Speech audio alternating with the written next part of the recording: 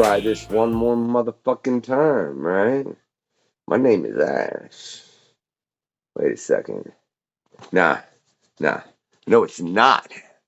Yeah, ladies and gentlemen, metahumans and mutants, what is up? This is the questionnaire. I'm not Ash. I mean, if I'm chosen in any way, it's the fact that I'm the unknown factor, which means I do things that most people just don't know what the hell they are half the time, up to and including me, but that's besides the point. Yeah, this, as I said, is the questionnaire, man. I hope you've enjoyed everything we've done.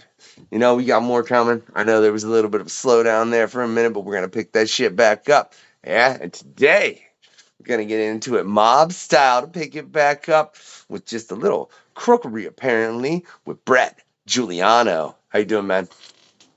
Good. Thanks for having me on.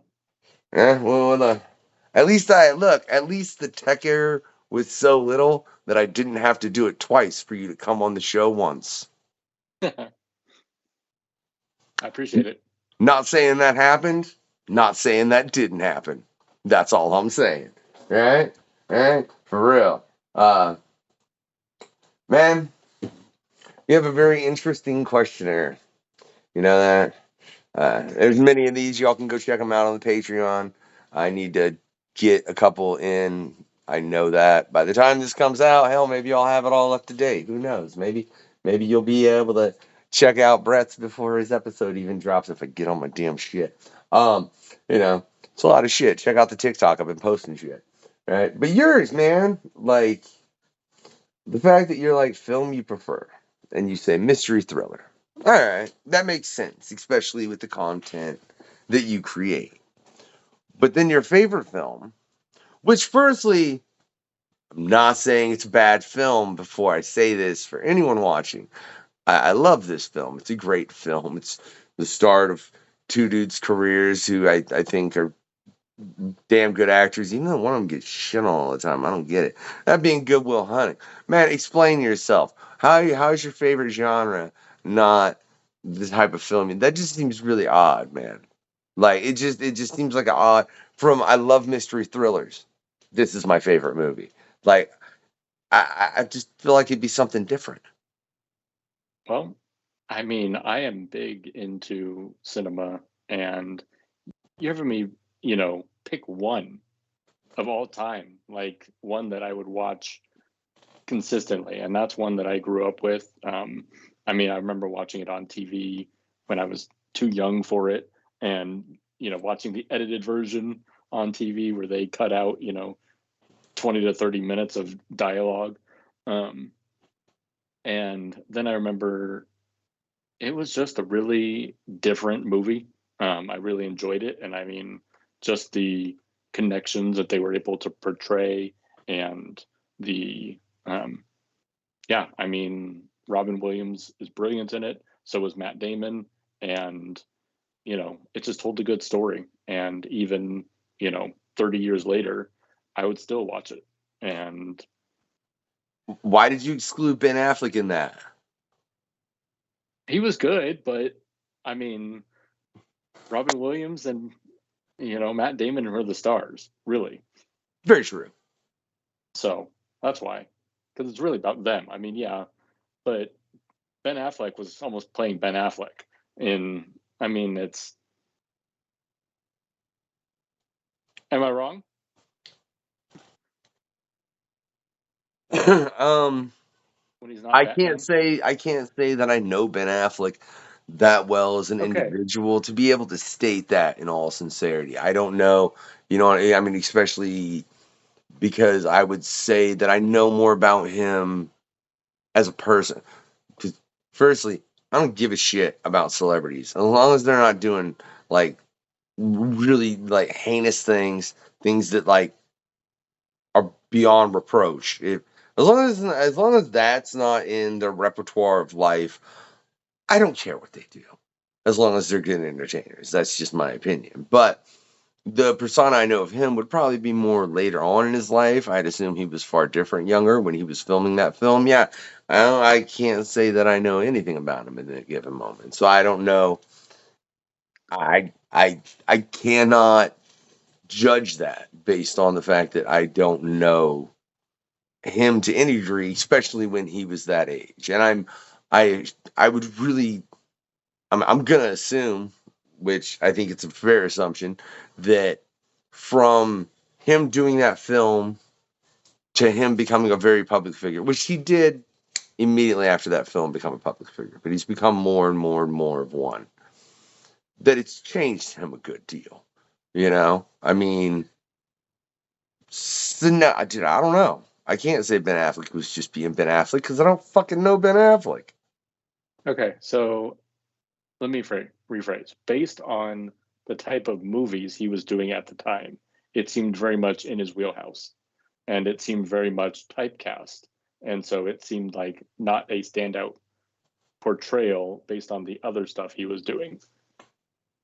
Like when you think of Adam Sandler movies and, Happy Gilmore, things like that, that's Adam Sandler. Like that's what I imagine Ben Affleck was in Good Will Hunting, just kind of the same character over Yeah. and over. So what other films was he doing around then? What other film? What films of Ben Affleck predated Good Will Hunting? Do you know? Because I certainly don't.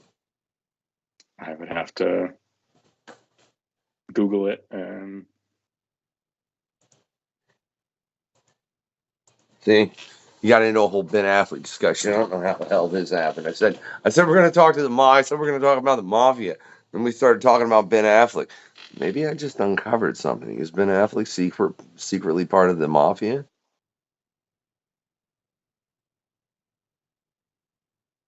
Well, Not that I know of. how much do you know, man? You've done a lot of research. You're down in the Chicago area. Are you, Brett, part of the Mafia? I can neither confirm nor deny. Not familiar with the Fifth Amendment.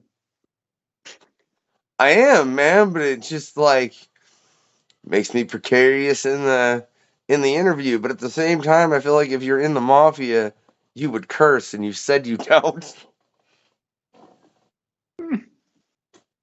I mean, there were some very, I'm not going to say laid back, there were some very respectable mobsters out there. So very family oriented people you wouldn't expect. So, But you don't think in that moment when they're getting ready to do whatever deed it's dirty they needed to do, that a couple F bombs didn't come out? everyone has their moments, but I mean, I just couldn't see being in the Mafia and not at times having a mouth just based on what you were dealing with. Because of what you were dealing with, there would be so much. And one, there's going to be a lot of scrutiny in all the activity to make sure nobody's doing anything that they shouldn't be doing. And then you have to worry about the fact that everybody is doing what they're doing. And there's going to be that dude that's totally doing something other than he should be doing that's screwing everyone else. And I think in that moment, there's going to be, a good deal of profanity from certain people. I would think, you might have that respectable guy, but no, it's fine. You just deal with him, and that is all. And that's all they say. But a part of my brain's like, I can't imagine somebody that calmly killing somebody. Maybe I can at the same time, and that's problematic. We ain't gonna get into this discussion any farther, right? Brett might be part of the mob. That's just what it is, and he likes to go well hunting. So, yeah. What made you decide to be like, I'm gonna draw real life mob stories then? Because that's a very specific thing. It's something that's obviously been covered in a lot of different mediums. There are mob comics out there. I would have to check how many of them are based on real life stories. I'm assuming they happen. I think though most of the ones that I've ever seen that were depicted with humans, where you're not doing that. So what made you decide to play these characters as they are? And if these people were alive, would you still do it? well, to answer your second question first, yes. So I you're would trying to get 100% still do shot. it. I understand. So I've I mean, I've been drawing, I've been sketching, illustrating for a long time. I wanted to be a cartoonist, animator for Disney when I was growing up. Didn't happen. Never went down that road. But I started doing my original comic, Dust Bunny Mafia, back in 2012. And I had just gotten out of school and I was working my first real-time job. And I'm like, desperately needing a hobby. I, needed an outlet, and I wasn't working an art job, and so living on my own. All right, what can I do? I know how to build a website. I knew how to, work in Illustrator. So I threw together. I was literally driving home from my job. I had an hour and a half commute on a Friday afternoon, and I was sitting in LA traffic, and I saw DBM on a license plate, and I thought I was playing that, name anagram game, and I thought Dust Bunny Mafia, and I quickly grabbed a scrap of paper, wrote that down, and then by the time I had gotten home, I had formulated 6 mobsters in my head of these Dust Bunny characters, and then I spent the next couple months just kind of fleshing it out, and it was like, I'm a big fan of newspaper comics. That's what I grew up reading a lot, as was in the QUESTionnaire. And, so like there were some questions in your, in the QUESTionnaire where I'm like, I don't know. I read newspaper strips. I read No, Garfield and Calvin and Hobbes. we're gonna go into real quick, but I just have to interject right there. You didn't have a favorite newspaper strip comic? There wasn't one like look, I've read comics my entire life, but when the Sunday paper came, I was about that life. All right, give me that big the one time they had the big fold out, it's all nice and color. Yeah, every time, man. But I could tell you like my favorites. I mean, I always love the classic Garfield. Oh God, you're making me really think back though. Shit. I'm trying to think I could go into all kinds of history, all kinds of other comics. But look, I ain't read newspaper comics in shit, I don't know how long. You know what I mean? Newspaper, really? I'm starting to think I maybe should start getting the Sunday paper and kind of reading it. But I don't know if I want to know the news like that. That's a whole nother point. I live in an area riddled with meth. But yeah, there's nothing within that stood out to you within newspaper comics. Oh, there were a ton. I mean, one of my favorites was Get Fuzzy. That had the dog and the cat, the anthropomorphic dog and cat. It came out, more recently, Pearls Before Swine. That one was a big one. Sherman's Lagoon was this like a bunch of sharks and a crab that lived underwater, and they would eat people and pull, like, do little pranks like that. I'm just curious as to how far you can go before I recognize one of these. All right, let's go mainstream. Calvin and Hobbes, Garfield. Yeah. Foxtrot. Yeah. Okay. What was man? There was one with like a barbarian. Hagar the Horrible. There you go. Yeah, I love me some Hagar. Yeah. Yeah, I actually know someone who's still drawing that. One of the new artists on it. So they're still doing that in strips. Yeah. Now I do want to kind of pick up a Sunday paper. I start reading my boy Hagar the Horrible. I think you probably find it amusing at this point, man. Yeah. But see, that's my point, though. There are always standout comics within that. Now, I have no idea. Like, when you say mainstream, and you mention those, but you mentioned the other 3, which I don't frankly remember what you said, man. I'll be real honest. You said words, and they're there if anybody wants to rewind and check it. But are you telling me there's an underground print stream like that like before the internet? I will say, like, because I know in the age of the internet, I mean, anything and everything, and that's just what it is. I mean, including things that no one should have access to. If you want to get into dark web things, we're not getting into dark web things. But yeah, I mean, were there underground? I mean, like, print strip comics like that you could get? I mean, I know that there were some. Like you would go to like we had, independent bookstores that would carry like independent creators comics and different things like that I remember seeing. But they And were so strip like comics like that. they were zines, little, that people would put out little booklets Oh and yeah. but they made them themselves. And All so right. like Yeah. and they would so and sometimes they were strip comics and yeah. I mean, I know that I was, in high school I was making my own comic and doing stuff like that never saw the light of day, in a trying, hey, I'm gonna go revive this once I or anything. But and when I was sitting in traffic, got that idea for a comic, started to fine tune it, built a website, and then I started publishing it. And then I went on Twitter and at the time met up with a bunch of, independent comic artists that were doing their own web comics and they were more newspaper style and different things. And so, yeah, there's a whole group out there that's, we're not syndicated.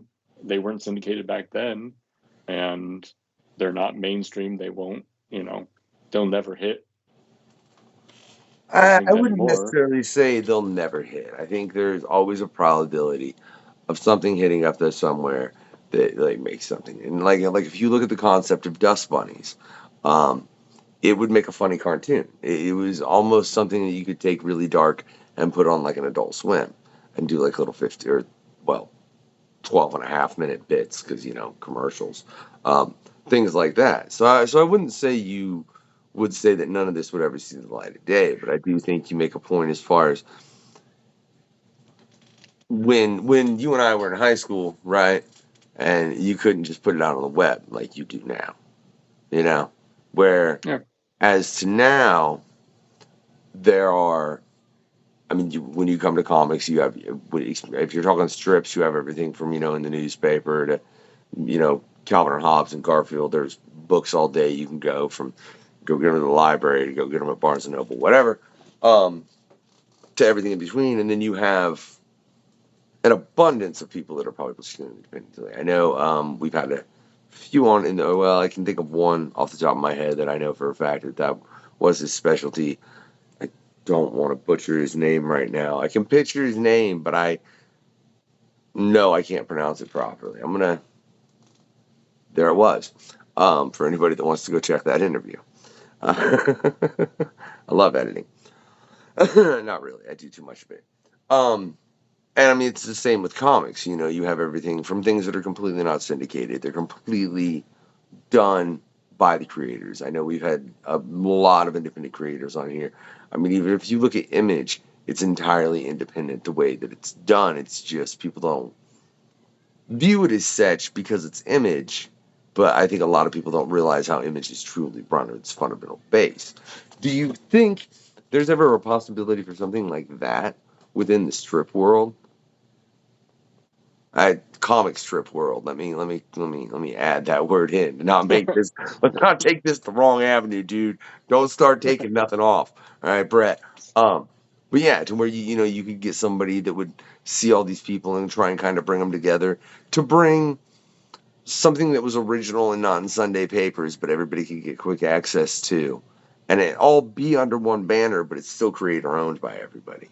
And if Yeah. so, how the hell do you think that would happen? Because I mean, Image was obviously formed by people in the comic book industry that looked at them and then went left field and did what they did. I mean, there's websites now like Webtoon, where people can upload, their whole archive. And I mean, you have to be drawing a huge audience to actually make some money on it. But I know I've got friends in the comic strip world that do that, that aren't the traditional, you know, floppy comic style. Um, so, I mean, it would take something like that and to say, okay, now we've got enough good content. Let's put these into books and, you know, someone to say, yeah. Well, even I don't even necessarily think at that point. And firstly, I want to say, as far as the webtoons, I get it. That's awesome. I love how everybody can put it out. But I think it's funny because as someone that makes music, um, I think it's that whole thing of people don't understand how much easy availability has affected the artist's income in a lot of ways. Like, it's nice, everybody can get their stuff out. Okay, at the same time, based on the fact that you can get your stuff out and the avenues you have to use, so many people are taking chunks of it to where, Yeah. like you said, to make any true revenue, it has to be a lot, you know? Um, but I do think in that regard, like I said, I think you could do it in a web format if you could get a bunch of people that were like minded together and able to do that. Um, because it would just make it to where, like on Webtoon, look, people ain't just promoting Webtoon for Webtoon. People are promoting their Webtoon comic, right? Yep. Right. Which is fair. A lot of those Webtoons are really in depth. They're long. People are trying to attract their audience. They're fine. But if you're looking at things like are these where it's these short form strips, if you could get it to where you had a bunch of individuals together that were all like minded that made good work, you know, and you're like once a week, every week, boom, everybody drops a different strip, and it's like a Sunday paper again, you know. Yep. That would be my concept with it. And I don't think even a book is, like I said, is necessary. I think you could use the website to build to where you could get to a book. Yeah. I apparently brought you on the show to give you a pitch, man, that I'm not gonna Yeah. fucking partake in, just so you know. If you want to do anything with this pitch, that's between you and people you know. I don't want shit to do with it. All right. But if you do it, get everybody and we'll bring them all on the show and have a whole conversation about it. You know. Food for thought. What can I say? Uh, let's get more into the mob, though. Right? I like that idea. I do. Because you obviously, like you said, you're somebody that has a good deal of knowledge. But a lot of these things are very, very, very public. How do you go about picking and choosing the moments that you think will work best for a strip? Because, I mean, I can't imagine how many there are to play with throughout history. Yeah. So primarily I I'd stick to the Italian American mob. Racist. Is prime Oh yeah. Why I not like throw to some call it Yakuza in there, man? I'm just saying. You know, there's so many. There's so, everyone so has their lane. all right, finish the story, and then I'm going to say something. But I want you to say everything you're going to say before I say what I say, and that's all that I'll say. So I primarily do Italian American because that's what I found most fascinating. I'm Italian, and so not that I mean there was one story that my family has of back in Italy, um, one of the four Giuliano brothers sold the same piece of property to multiple families, and he got excommunicated from the family because it wasn't his property to sell. And that was a story that I heard growing up. It was a story I heard some of my aunts and uncles and my grandma tell that back in the old country this happened, and it wasn't our there were four brothers, and that one wasn't our lineage, but it was one of the original Giuliano brothers that we were descended from, and that you know stuck with me for some reason. I don't know. And so when I was interested researching true crime, when I was reading the book on the five families, and wanting to start my own comic, there's just been so much information out there, and I've gravitated towards the American Mafia because it's here. Like, there's something tangible, something that could be relatable.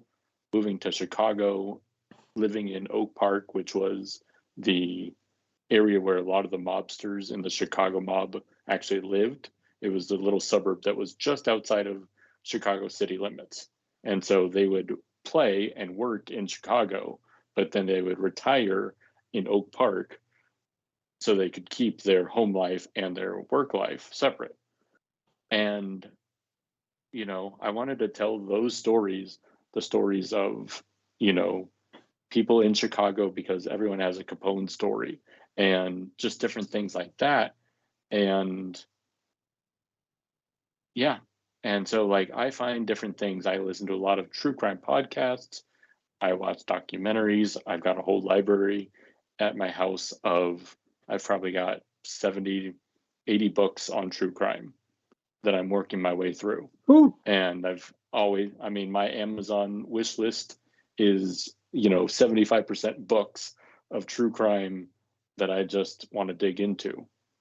And I'll be reading this. This is like for pleasure. Sometimes it's for research, and I'll just snap a picture of something that I'm like, oh, that would make a good comic. That's something that I could translate into a newspaper style, or this would be a good 4-page story that I could, here's some different plot points. It's a bigger story I could tell. Here's a chunk that I could just tell in 3 panels or 6 panels. And that's kind of my process. I find something. It doesn't have to connect. It doesn't have to be, these are all stories about John Gotti or this and that. I can use my characters and have them play different roles, but then, there's enough of them established that, yeah, it's like The Simpsons. With my characters, I've got 50, 100 characters that I've worked on throughout my comic. And so they're, most of them are mobbed up characters. And so I could easily be like, all right, this story, yeah, that's going to fit with this character. And so let's do that. Has there ever been a story you've come across where you were like, I kind of want to do this, but it's a little much? Oh, yeah. There's a story I did in one of my, based on a true story booklets, like I sent over to you. And it was, I titled it, or the strip I titled Language That Would Fry Bacon, because it was, like we were talking earlier, basically it was so salty. And the guy was, apparently there was a story about this one guy who, they had heard him on the phone and he was cursing up a storm, just letting it out. And the guys, everyone turned because this is on the day of payphones and it was in the back of the store. And he hangs up the phone and they're like, dude, who are you talking to? And he's like, oh, my mom. And people were like, and so I was like, I want to do that, but I make my comic all ages. I want it to be appealing to both kids and adults. So I'm not going to actually use any of that. But I was able to use like the cartoon swearing, speech bubbles, and things like that. And then like I took a black bar and put it over part of the speech panel to be like censoring it. And so I was able to creatively, like, that's way too dark, but I can spin it in a way to make it friendly and still tell the same story without going into all the details. So this is the questionnaire, and I sure as shit hope there ain't like kids watching it, because we get into topics I'd like to say that aren't really things like I don't know, maybe like, yeah, I'd say at least 13 or 14. Before that, you don't need to hear some of the episodes, mainly because some of the we get into some dark aspects, as well as sometimes we get into political and this and that. And if you're younger than like 13 or 14, I don't think that needs to be in your head. If you're 12, go be a fucking kid, right? So with that said, what's a story that you ran across that you were like, oh, I just can't do that. I'm no. Oh my god, That was a pretty epic story, and part of me wishes I could, but there's no way I could do it for all ages. Okay, so there is a famous crew of hitmen that were led by a man named Roy DeMeo, and they had they were known to butcher people. So after they would be, execute someone for whatever reason, they were into drugs. They had a burglary ring going. They were stealing cars and like chopping them up. They got the idea that to be efficient with, making sure that someone was never found again, was they had a guy who was actual butcher in a previous profession, and they brought him in, and they would go into the back of the store, back of their they had a little apartment where they hung out, and they at one point strung a guy up on after he was already dead, in the bathroom, in the shower, and basically put him on like a meat hook. And so they drained him, and then they took him down after a couple days, and they had tarps everywhere, and then they dissected him. So they went and threw and chopped him into small pieces, put him in plastic bags, and then distributed him throughout the city. Lovely how some people are, isn't it? That's a little. Yeah, I could see why you You asked. definitely. I mean, hey, no, I wanted to know, man. I mean, it's an intriguing tale, and I mean, it's part of history, as far as it's part of history. It just is. It's part of American history. Um, it's just crazy in part to realize that the People did things. that and Well, got no, away with it. the things certain people would do to make sure that things were handled a certain way. Like, look, man, you tell me. I would like to think that most people that really got to the top of the mob were at least aware of Sun Tzu's The Art of War, and some of them have probably fucking read it. Yeah, Yeah, yeah. because There were it some is, yeah, people. yeah. There were some mobsters, like Tony Accardo in Chicago, who got to be the top of the Chicago mob, who he never spent a day in prison or a night in prison the whole time, and he ran the Chicago mob for like 30 and 40 years. Well, and I And think. so Oh, go ahead. and and he lived a very quiet life, and he was the brains behind the operation. And even when he wasn't the acting boss, that he had other people that were, he was still the one making the money, and you know was very respected in the community, as a businessman, even though people you know had some doubts on whether he was legitimate. See, but I think that goes back to the fact and why I bring up The Art of War. Um, it's that whole thing of you tell somebody something three times. Three times they're like, ha ha ha, or screw you, or whatever. And the third time you kill them, Yeah. right? Right. And I mean, I'm not suggesting anyone do this, just to be clear. All right. I don't think that's appropriate behavior. I think you should just probably be like, fuck you then, and walk your own way and figure out what you needed to do and not have that person in your life anymore, as opposed to shooting them in the head. I think it's a little much. Just, tell them to go away. But it is something that is in The Art of War. You know what I mean? I mean, that was very, very specific as far as what Sun Tzu said. So I think there was a lot of that. I mean, that's why they were successful, and that's why I said they probably at least had some knowledge of that, because they handled things very much to that degree, where it's like, oh Yeah. well. I mean, I'd like to think the mob is the definition of fuck around and find out. I will say that even though there was a lot of violence in mob history, the goal of the mob was never violence. Oh That no. wasn't why they existed. They existed to make money.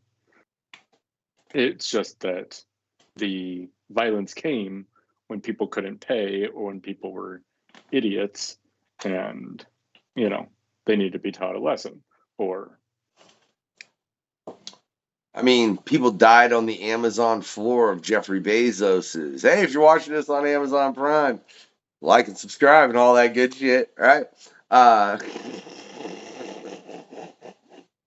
mean, but they have. I don't think anyone ever makes a large amount of money, and there's not victims within that circumstance to a certain degree. I don't think that's probably ever happened through the span of human history, except maybe the I'll say the GameStop situation that happened recently. Fuck that hedge fund. Those weren't victims. Those were a bunch of assholes that deserved it, and that's the end of that because all they did was fuck people out of money their entire existence. So they got it once. Ooh, I'm sorry. Who cares? That's about the only one I can think of where a bunch of and all those people like most of them dicked their money up because they got really rich really quick and they'd never had that kind of money and had no idea how to handle it. Whatever.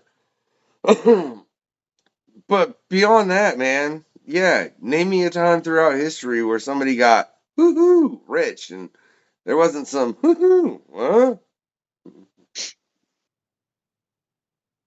no, it's true. I mean, I remember while I was doing my comic, before I really started to take the true stories in and work them into um, the comics, I was reading a story on the robber barons of America, the titans of industry, Carnegie, you know, people like that, you know, worked on the railroad and were oil barons and people like that.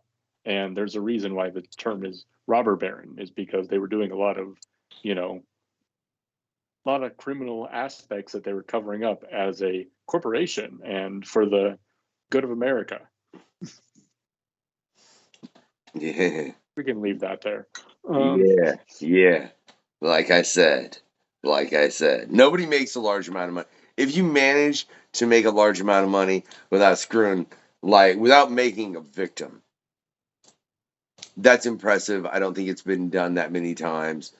I'm sure there are times like there's a couple out there where some certain individuals, but if you're trying to do it to where it's a corporation or an organization, there will undoubtedly be some victims within that process, whether it's the employees themselves or the members of whatever. It's gonna happen. But yeah, let's switch to a friendlier subject, man. So knowing what you do about Mafia history, why the hell do you want to live in the world of Dick Tracy, man? What is wrong with you, right? Like I think like I mean the Marvel universe would be bad. DC would be rough, right? But at least there's no chance of me getting concrete fucking shoes and thrown in the river in either of those universes. Or if I did, I mean, I guess there is if I was like dicking around with Kingpin or certain people. But like Dick Tracy, if you're living in that area and that's what's up, yeah, you couldn't do what I'll tell you right now, you couldn't do the comics you did, dude. You will end up in cement boots.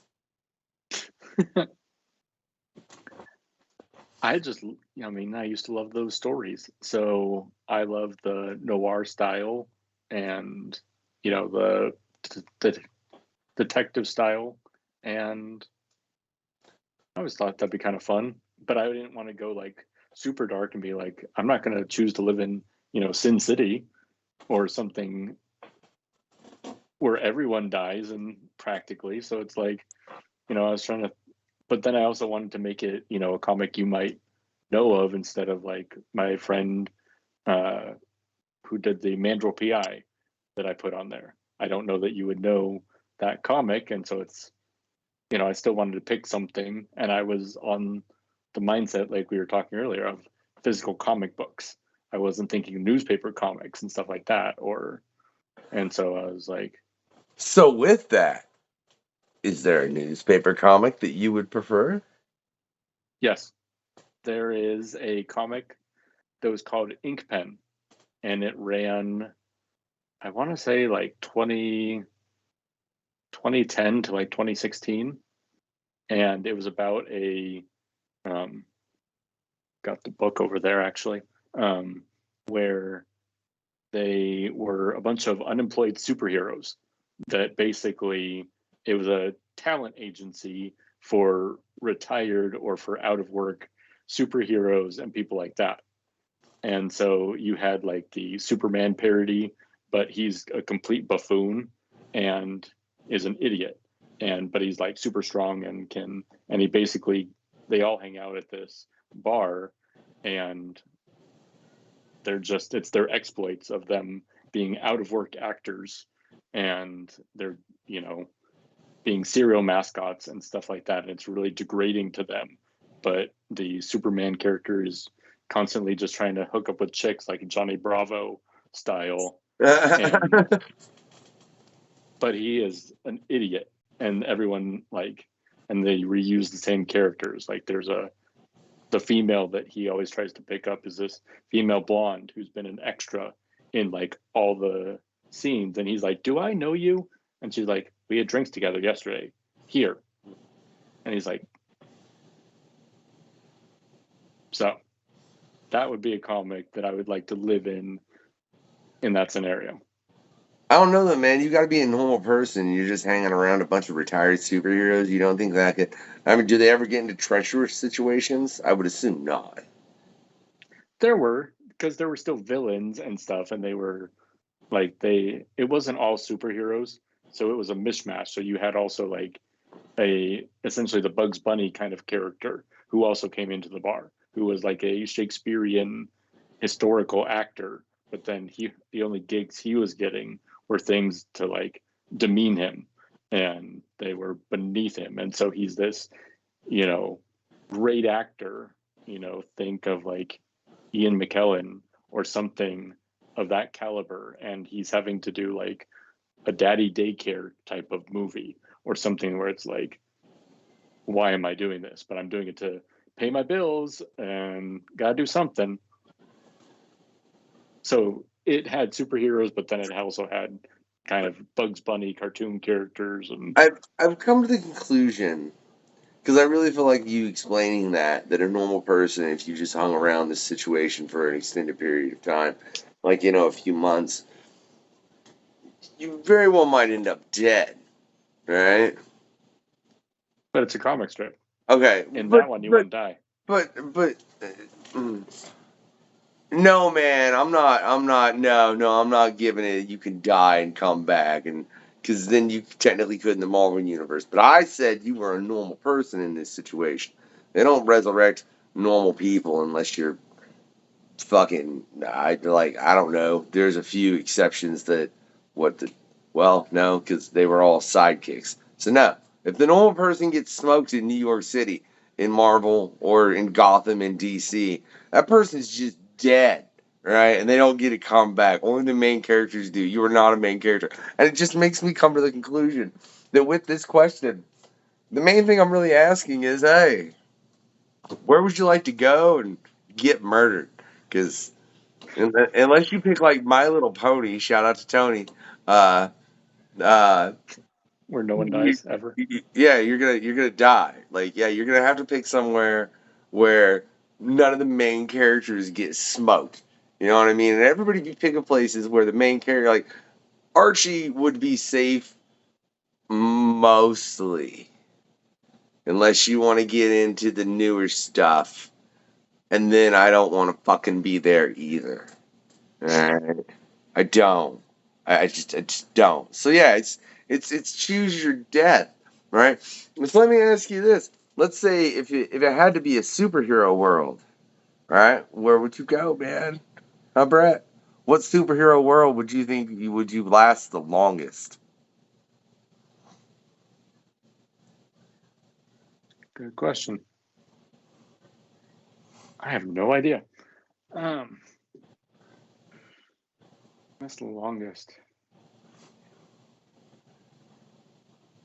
I'm trying to think of what would be easiest to avoid the mass destruction. Well, and I want you to keep in mind, you're in Chicago right now, right? Yeah.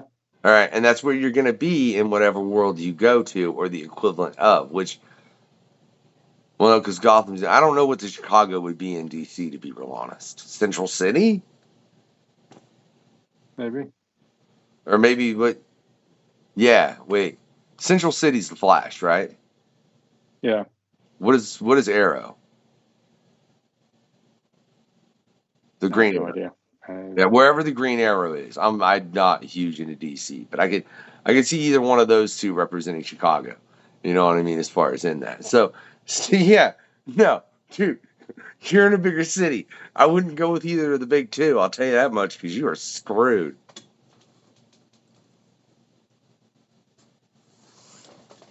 I don't know. Yeah, those are the worst of worlds, man. So, in that, why got you into drawing initially? You know what I mean? And what, for that matter, led you down the path to where like where you wanted to be an animator for Disney? Like, was that did you have a fondness for Disney when you were little? Yeah, All I right, mean, yeah, that's cool. I was. I was just wondering. I was never the Disney guy. I don't know why that shit just never appealed to me. Which some people are like, how can you not like this? Look, fuck you. I don't like Forrest Gump either. All right, like take it and chew on it, and I don't care. I have my likes and you have yours, and if everybody can just agree that that's fine, it would be so much better. But what led you down the path of getting into that, and then deciding that you wanted to pursue a career within it? Because I mean that's not an easy task. People say I think drawing is there's two parts to make you a great artist and a great writer. It's dedication to the craft and continuing it. And then there's a little bit of just you got to have this natural little talent over here, right? Just a little bit, but then you better take it and you better be like, "Oh, well, let me put a lot of pressure on this and see what I can do to it." You know? Yeah. I mean, I was always drawing when I was a kid. I had notebooks filled, and it wasn't just, in school and stuff. It was, I would get home from school and I would pull out, at the time, my Sega Genesis, and I would flip through the cartridges and get out the little booklet of, the characters for the game and stuff like that. And I would sit there and I would sketch and I would freehand those characters, and then I would put them into my own little comics, my own little things like that, and have whole sketchbooks filled with drawings of I would, when we had them, pause Looney Tunes, and I would sit there drawing Bugs Bunny and stuff like that. And so the thought of being able to create something like that with, and I didn't know too much, and at the time, middle school, high school, what careers you really needed to, or what training to get what careers. And I'm like, Disney, I enjoy those cartoons, I enjoy those movies, you know, what would it take? And so I, was doing art and different things like that. And it was just something like, that's where I want to go for. And, um, but then I went and started to get into school and realized that the same kind of thing with, I had I wasn't as talented as some of the other people I was around, in my high school and different things. And when I got to college, and I'm like, you know what? I don't know if that's really reasonable for me to shoot for Disney. And especially after living in LA and going to some of the conventions, some of the comic shows, and talking with people that were Disney animators or who knew Disney animator people, um, I was like, I don't know that I want to work for Disney, because I heard stories of people that, uh, they had their own side project that they would, work on during lunch. They had their own comics and different things like that. And if Disney caught a hint of you doing something on a computer of theirs, that like even to scan something in and send it, they could claim that their copyright because you used their computers to do it. And so there were stories that I had heard of somebody's, best friend who worked for Disney that, you know, had been optioned a deal with a company, and then Disney said, "No, we own that. See, you used our software to model a character or something like that. That's ours now, because you did it on our company property. So there were things like that where I'm like, nope, I'm good, not working there, and I'm gonna do my own thing. And so then I started drawing my own. And when I had that, when I got the idea for the Dust Bunnies, and I'm like, Ooh, I'm gonna do it on my own. that's just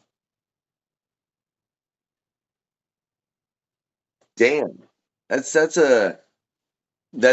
I'd never heard that story, and just to realize that simply if you're there and you use your equipment, if you use that's And man, they've got the money and power to back it up. I mean, yeah, I mean, you're not. I don't know who would be able to fight Disney like in a lawsuit in this given moment, unless like maybe a country. Obviously China will have their way with them. Um, God, I'm just pissing off all kinds of people in this interview. I mean, they made a whole South Park episode about it. Come on, you gotta have that China money. Right? What else can you say? Um, but that just seems really, really, really scandalous. And like I said, yeah, I don't know. I mean, if you did that, and yeah, if you tried to go up against them legally, you might as well walk up to the top of a tall building and take every one of your assets and just be like, "Hey, you," and throw them, because that's literally what's going to end up happening, because you don't.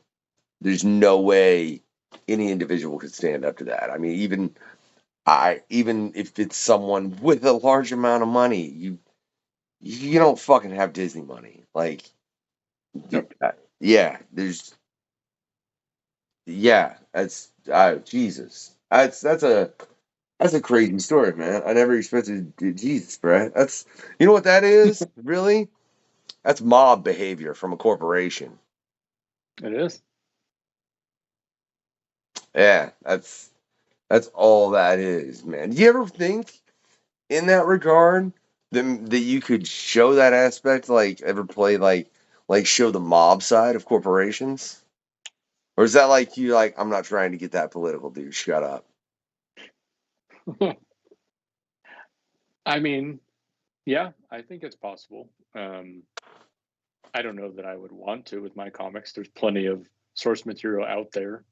And so, you know, I, for now, I'm just going to stay in my lane and, you know, but yeah, someone could, I'm sure. There's all sorts of documentaries out there. Um, what's the one guy? Is it Michael Myers who did like Super Size Me? Or Michael, I know Michael Myers kills people, bro. well, that or Shrek, or he's Shrek. Ah, Mike Myers. I was thinking of Michael Myers, Yeah, no. you know. But Yeah, yeah, I guess ooh baby, all that, whatever. I forget too many Mike Myers. Um, no, I don't know. I know you're referring to, but I there's don't. the independent filmmaker who has done like exposés on McDonald's and the corporate greed behind McDonald's and things like that. And Yeah, so, yeah, with the Super Size Me film, I prefer yeah, the Super High Me film personally. I think it's way funnier. Have you seen that one? I can't say I have. You haven't seen Super High Me? Not my style. It's and look, man, it ain't even about that. It's about the fact that it is a testament to the fact that the government is treating something that is a medicine and a plant, and in no way, shape, or form is harmful as the two things that they tax the shit out of as a class. Well, it's not a class one narcotic anymore. I know they moved it down, but they're treating it when it's not fucking harmful, man. It's not. I mean, look, when I seen a kid having a seizure, getting a little tincture of I mean, it was an oil, and I don't know what all the extracts were, and it made the kid's seizure stop. And this kid's like 4. Don't tell me weed should be illegal, and that's all I'm saying. And I just think Super High Me is funny though, because it's just a dude getting high as shit for 30 days, and then being sober as fuck for 30 days. And it's like, well, why are all of his tests better when he was high? And come on, man. You can't tell me that's not kind of funny. It's like, shit, weed really worked for this guy. It don't work for everybody, I want to clarify. Some people it'll shut their brain down and some people freak out and everybody has different reactions to everything. That's why when you go see a doctor, sometimes you gotta try some medications. What are you gonna do? What are you gonna do? Right. I'm curious though, within everything you're doing, is there anything outside of Mafia stories that intrigues you to tell? I mean, right now, no, that's kind of the style I've done. Um, this is what I'm really enjoying, and not that I set out to make Dust Bunny Mafia. I didn't have this grand vision where it's going to be my magnum opus, the comic that I'm known for forever. It was just, this is something fun that I want to do that helped, help make my time when I wasn't working more fun. And so, yeah, right now I'm good with the mob stuff, and I've got a good community that I've met online of authors and fans of in the true crime genre, podcast hosts that I'm friends with, that they've been supportive of my work. I've done a pretty good job so far of getting my independent strip on Kickstarter. I've done 14 Kickstarters right now. I've had 13 successful Oh yeah. so far, and I've Congrats. thank you, over about 5 years raised a decent amount of money for myself that I didn't have to upfront the costs fully, and I've shipped books everywhere from California, Oregon, and Washington to Australia and Germany and stuff like that. So I'm enjoying doing my Dust Bunnies and my mob stuff, and for now, that's what I'm going to keep doing. Well, let me ask you, in the process of creating that, what is the part? You know what? I fucking never mind. Before I answer this question, like an idiot, or before I ask this question, like an idiot, because look, sometimes I have moments, ladies and gentlemen. I think we all do. And sometimes I forget. It's been a minute since I did an interview, y'all. Leave me the hell alone, man. Hold on, Brett. I gotta look at something. I gotta look at something real quick. Where's the part that I wanted to do? The thing of the thing of the thing of the thing of the thing. Yeah. All right. There you go. All right. I just had to buy myself a little time. Yeah. Don't give me no cement shoes, bro, please. All right. But why is it out of the entirety of what you do in creating these? What makes it to where it's the research that you enjoy the most, man? Because the most common answer I think I've gotten there is when you finally have that work like in your hand. You know what I mean? Like when the book's finally there. There wasn't like you really enjoy the research more than anything else. Is it because the research is endless? Like you'll never run out of fucking material? No, I mean, I've always been a big book nerd. And, I did one of those back in college. I did one of those strengths finder tests. I don't know if you were familiar with them, where you basically do this like 100-question test, and it basically asks, do you like working in a group, or would you rather work by yourself? Do you like, you know, doing group projects, for instance, or would you rather do it on your own? Do you like when you go to a party, would you rather do this, or this? Would you rather hang out, next to the bar? Would you rather be this, or would you rather be at home? And it does this huge analysis. And one of my top strengths was input. I'm a data junkie and I love learning new things. So, like, in that regard, I would go, you know, when I would go see a movie, after the movie was done, I would go home and get on IMDb and research the heck out of it. I'd go into the trivia section and just absorb as much information as I could. And so I think that that's one of the biggest things that I enjoy is just learning new things. And with the mob, with specifically, there's so much information out there, and there's so much information that we don't know, that that's what fascinates me. And so when I'm writing these comics and I'm doing, I'm listening to these books, or I'm, hearing these podcasts, and I'm like, ooh, that would be a good story. That's something that I can translate for other people. And, because with the based on a true story, I'm taking history, real history that, it's not the stuffy, memorize these dates in school kind of things. It's actual people doing some interesting things, and it's, really fascinating. And so that's what draws me in. And then it's oh, here's something that I can take and I can make into a strip, and I can tell history in a fun way. Does it never worry you that something you might put out may annoy somebody, or do you feel like you're already covered by the fact that what you're doing is stuff that's already out there in some capacity? Like, do you ever come across it, like, to where you're researching and you're talking to somebody and you hear a story and you're like, "I don't want to make that person mad." I'm not too concerned about it. There's a lot of information out there already, like you said. There's a lot of books, there's a lot of podcasts, a lot of movies, um, a lot of the more controversial things. I feel like a lot of the big mobsters that you really have to worry about are either dead, incarcerated, or they're making their own money doing podcasts. Like you have Sammy the Bull Gravano. He's making his own money, and he's telling old mob stories. And he was right hand to John Gotti, and went into witness protection, and then got kicked out of witness protection because he was running an ecstasy ring with his family in Arizona, and then wrote a book on his life, and now he's doing a podcast.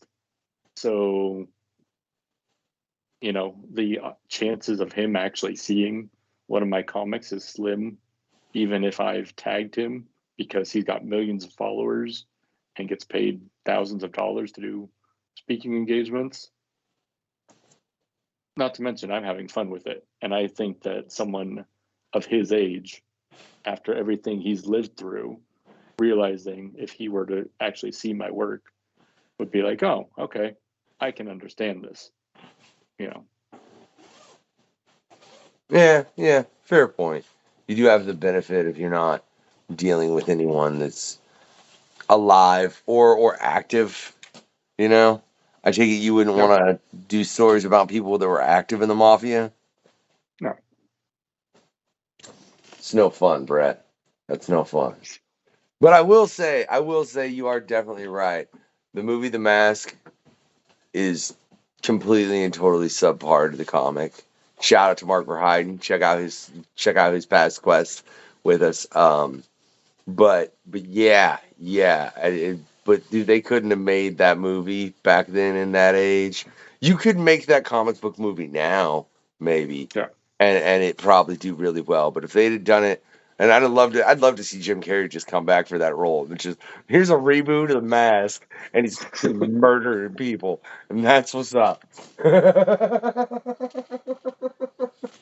Oh my God, yeah, that Brett would be pretty terrible, man. But I gotta say, man, looking through your scripts, or looking through the shorts that I was able to read, I wasn't. Man,